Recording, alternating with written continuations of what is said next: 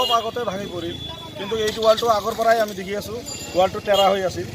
কিন্তু টেৰা ভাগ্য ভাল যে ৱালটো এইফালে পৰিছে, এইফালে নপৰি যদি ৰাস্তাৰ ফালে পৰিলে হয় মানুহবিলাক এক্সিডেণ্ট হ'লে হয়। ৱালটো আচলতে কিহৰ?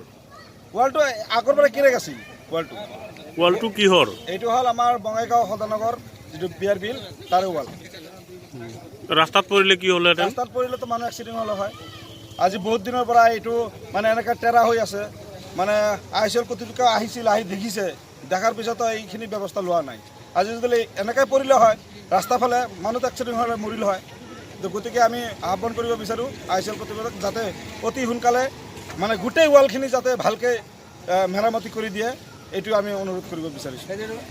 বঙাইগাঁও সদানগৰৰ দ্বাৰা নিৰ্মিত বাউণ্ডেৰী ৱালখন অতি নিম্নমানৰ সামগ্ৰীৰে নিৰ্মাণ কৰিছিলে আৰু অতি নিম্নমান সামগ্ৰীৰে নিৰ্মাণ কৰাৰ কাৰণে আজি এই ৱালখন বাগৰি পৰে। কিন্তু এই ৱালখন যদি জনবহুল ৰাস্তাৰ ওপৰত পৰিলে ইয়াৰ জনসাধাৰণৰ এক্সিডেণ্ট হ'লেহেঁতেন, ইয়াৰ দুৰ্ঘটনা হ'লেহেঁতেন।